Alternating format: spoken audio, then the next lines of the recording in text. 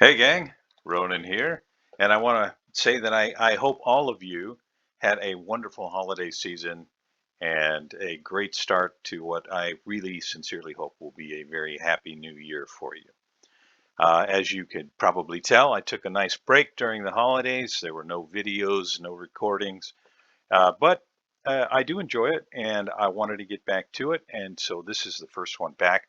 I have quite a few video replays that have been sent to me that have been kind of stacking up while I've been away.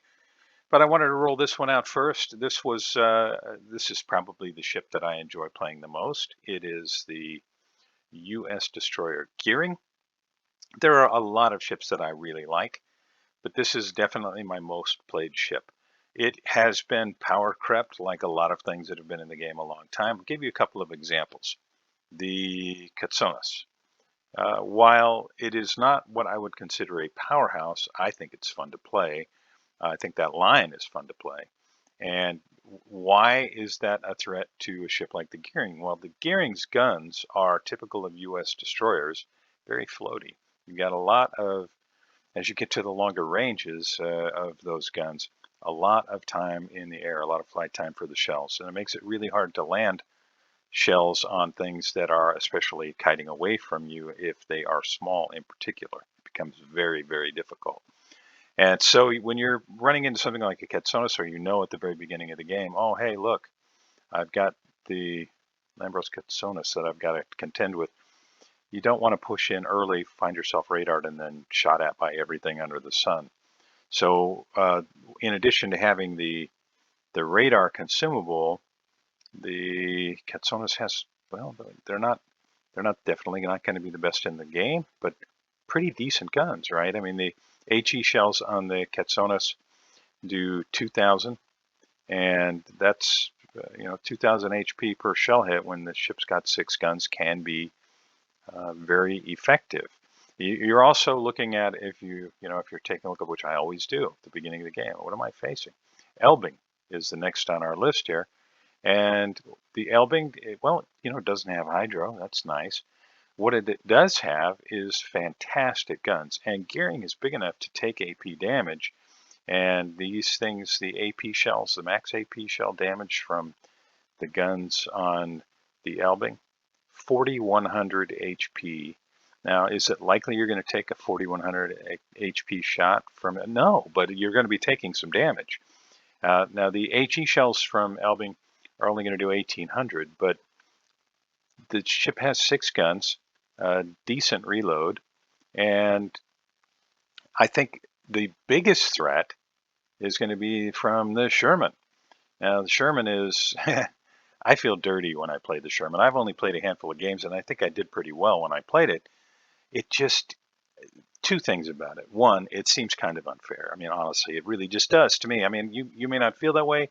I'm not criticizing anybody who loves playing the ship, and I see it all the time.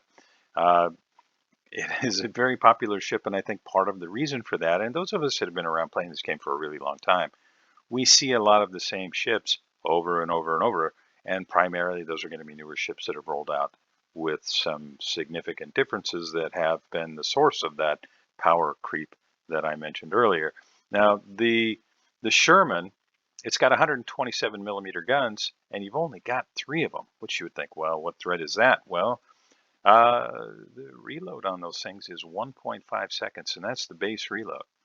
1.5 seconds, and they've got HE shells, which do 1,800 damage max with a 9% fire chance, but they also have sap shells, right? Semi-armor piercing shells, and those can do up to 2,700 damage. Now, it doesn't take a genius to figure out that even with something with only 3 guns that has sap shells that can do up to 2,700 HP a shot, and a shot from each of those 3 barrels every 1.5 seconds is going to be putting out a lot of potential damage. If you get close, the guns on the Sherman just completely outmatch the guns on the Gearing. Now, why would I say that? Well, all right, let's just say for a second that we are going to just straight up compare the guns. And I'm not going to say I'm going to look at, all of the flight characteristics of the shells or anything like that. But the Gearing has got 6 guns. They're 127s. And typically, I'm going to be using HE shells. There are going to be positions where it makes sense to switch to the AP, but we're going to be using mostly the HE shells. 1800 damage, right, with a 5% fire chance, and 792 meter per second shell velocity, initial shell velocity, though that I think slows down considerably as you get to the longer ranges. Now, so 6 guns on the gearing with a reload time of 3 seconds. All right, so we'll compare that to the Sherman, 3 guns with a base reload time of 1.5 seconds. Well, doesn't that equal kind of the same? I mean, it's difficult to quantify beyond saying that if we say that if we just look at the time versus the number of guns, if this had 6 guns at 3 seconds, if you follow what I'm saying, rather than 3 at 1.5, it would still completely outmatch the gearing. Even though the HE shell damage is the same, the fire chance is 4% higher, and the sap shells are going to be doing massive damage, which is usually what you're going to run into, rather than HE. So to put it very succinctly, which I know that I've already made impossible, the Sherman just blows the gearing out of the water when it comes to its potential for damage in a DD fight. So why do I say all of that to start this match? Well, I think it's so important, and I think it's often completely overlooked by a lot of players. It's so important to take a look at what you're facing. So I've gone through in some detail the matchups here, Katsonis, Elbing, and Sherman, but you've also got a sub, and if the sub player knows what they're doing, they can just outspot you all day long. Allende, Aegir, Stalingrad, and Des Moines, of course, with their radar threat. There are a lot of things that you have to consider here. And so, having said all of that, I'm going to get this game started, and we're going to be able to take a look at how the gearing can still be relevant and be made good use of. Now, this is kind of a long replay. I would understand completely if you didn't want to watch the whole thing and you want to fast forward through parts of it. We're going to go ahead and do that. There we go. A little bit just to get things cracking here. A part of why I like the gearing is that while it may not be the best at anything, it is pretty good at pretty much everything. The torpedoes, while not the greatest torpedoes in the game, have fantastic range. It's 16.5 kilometer range on these torpedoes, and they hit very hard. Now you can see that blue circle that's around my ship on the mini-map. That is the torpedo range. And it's really nice to be able to throw torpedoes into areas where the red team might not expect to see them, especially in the early part of the game. Now, this particular map is not really what I would call great for that when you spawn in the center like I did. Out on the edges, you can throw some maps across. Maybe you can throw, you can throw some torpedoes across. Maybe you can throw some torpedoes across here or back across here and have some success. Same thing on this side. You can throw torpedoes through here or across here and have some success. In the middle, your options are a little bit more limited unless you push way up, which is really risky, especially when you know you've got a Des Moines and a Stalingrad with their radar. So what am I doing here? I'm looking at the radio location indicator where it's telling me there is the nearest ship, and it might be those, but no, it's the Katsonis.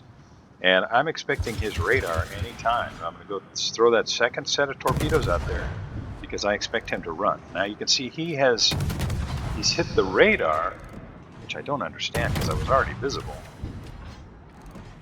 And I'm just going to try and put shells on him because he's not making use of his guns.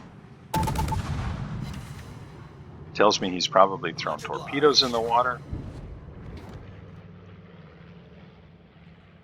And between myself and our Genon, pretty significant damage to the Katsonis. He's less than half his original HP, but In the meantime, their Vermont has taken out our Napoli, which is really bad. Napoli is a really tough ship, and it is not good that we lost it so early. But of course, I'm sure the red team players were all saying the same thing about the Kutsonis, because he went, he just went into a position that was untenable and got himself caught. I'm looking at these torpedoes and I'm saying, hey, you know what? Maybe I don't want to get within radar range of that Stalingrad. Now he's starting to move, but I think he's going to eat some torpedoes. And that's what I was talking about earlier. I was able to push up close enough, maybe just land one. Fingers crossed. No, he may have avoided the whole batch. I'm keeping an eye on my range to the Stalingrad. You can see he's moving away from me. That's going to create a little bit of opportunity for me to get a little bit closer here. I'm hoping Holland isn't going to turn back the other way, but I'm pretty sure he's going to try and make use of the cover of the island here. And if Schlieffen keeps going the way that he's going, maybe he'll eat a face full of torpedoes. Now Schlieffen can turn, of course, and slow down, and he may do that. Now, rather than pushing in closer, I'm going to go ahead and fall back. Again, especially in the early going, do not want to get radared. Now, fortunately, my team is doing great in the early going. The Elbing is gone. That threat has been eliminated. The Kutsonis is gone. That threat has been eliminated. And you can see the Schlieffen did slow down and turn, but I'm still able to land a couple torpedoes on him. And I have to be aware of his secondaries. His secondaries they're pretty gnarly. I don't want to get close enough for those secondaries to go to work. That's like having a couple of Haragumos or something that'll start daka-dakaing if I get lit up by radar, or if the Sherman is over this way and he lights me up. So I'm just keeping my distance. Our de Grosse finishes off the Schlieffen. Schlieffen finishes off the de Grosse. And right now we're down 4 ships. The bad guys are down 5. And there's a tie score. Now, why is there a tie score? Because torpedoes to port. In terms of the points that you get in this game, you get more points for sinking a battleship than you do for a cruiser, more points for sinking a cruiser than a battleship. And we have sunk a sub, 2 destroyers, a cruiser, and a battleship. And the bad guys have sunk 3 cruisers and 2 battleships. And that's, of course, now why they have a points lead. Retreat now! You can see where the Des Moines is. Belau he's risking it. He's pushing up in there. I have to say, this was a really fun game. It turns ugly for the red team here before too much longer.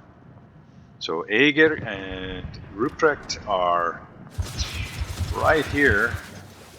And I have to make sure I don't get hydroed. I'm sure the same was in the mind of the Holland.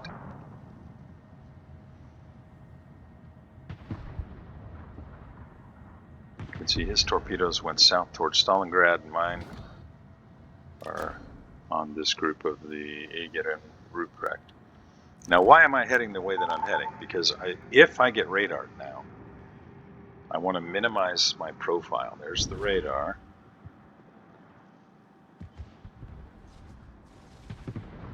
Ruprecht is going to probably eat a torpedo. Eger made it through with no problem. And the Holland torps being back up, he's beginning to get some out there. And I am making a run for cover. Radar should only last another few seconds. If you were unaware, the Russian radar does not last that long, usually around 25 seconds.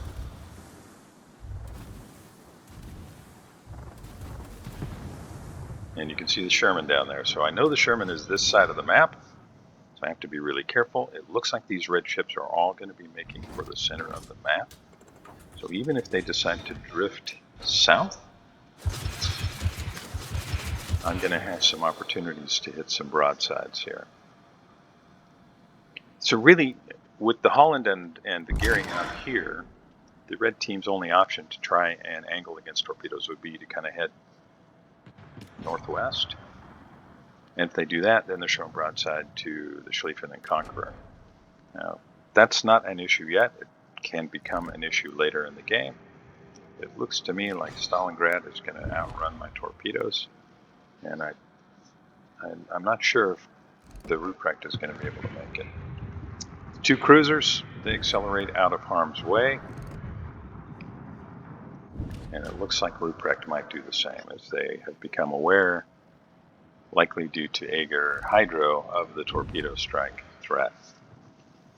Now, why have I positioned the way that I've positioned? As our Schlieffen finishes up their Vermont, we have a 6 ships to 5 lead. We also have a points lead. Because when you are able to get behind the red team with any torpedo destroyer, you can get opportunities like this. Now, why do I consider that an opportunity? Well, if you take a look at the mini-map, look at his position. He's got an island here and an island here, and he's facing off with a Conqueror and a Schlieffen.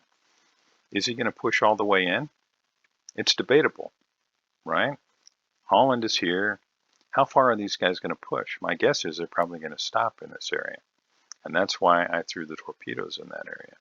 Because if they stop in an effort to not get blapped by these battleships, or conversely, if they stop here in order to limit damage from other ships while they finish the Conqueror, that's going to allow time for my torpedoes to get there. Now, we'll see. It doesn't always work out. But in a way, you kind of have to prognosticate when you're playing a torpedo destroyer. Look in your crystal ball and hope that you can make a good guess about where the red team is going to go. So the Kurfürst finishes off our Conqueror, and just like that, it's 5 ships to 5 ships. But big difference in what is remaining on each team. We've got 1 battleship, 3 destroyers, and a sub. The red team has 2 battleships, 2 cruisers, and a Sherman. And as I hoped, he stopped there. And while he's trying to heal up, I don't think I want to allow that to happen. And Schlieffen finishes him off. So what does that do? Well, that eliminates the radar threat. It's huge. Now I'm going to stay detected here for a few seconds. So rather than just continue to take a beating, I'm going to smoke up. Even though I might not have been detected for another second.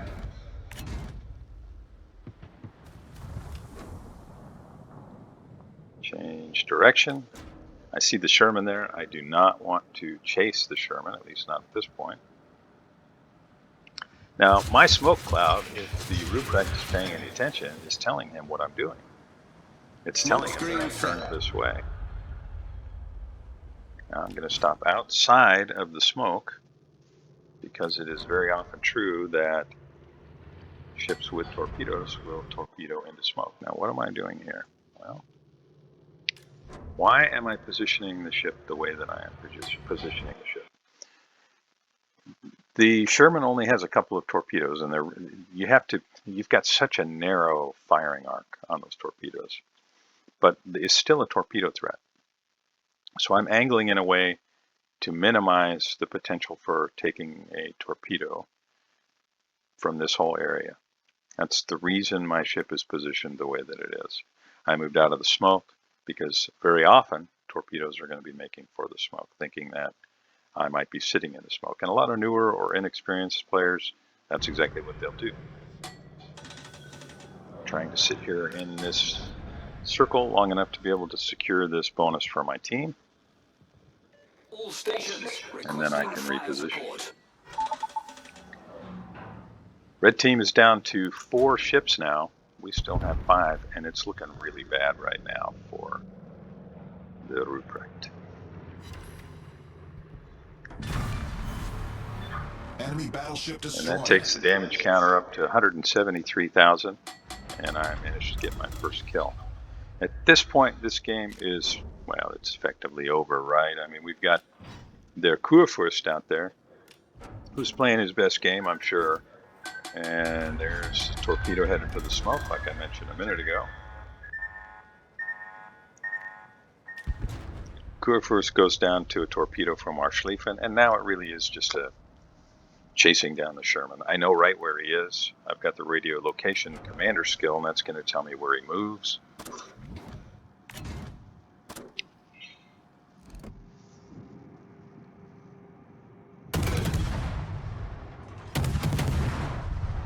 And you can see what I was talking about as far as the gearing guns. It takes a long time for those shells to get there. And the Sherman player really helps me out here because he's gonna go face first into these rocks that you see, making it much easier for me to land shells. And I'm actually headed for another bonus for our team. He fired. It's firing HE instead of the SAP shells, I think.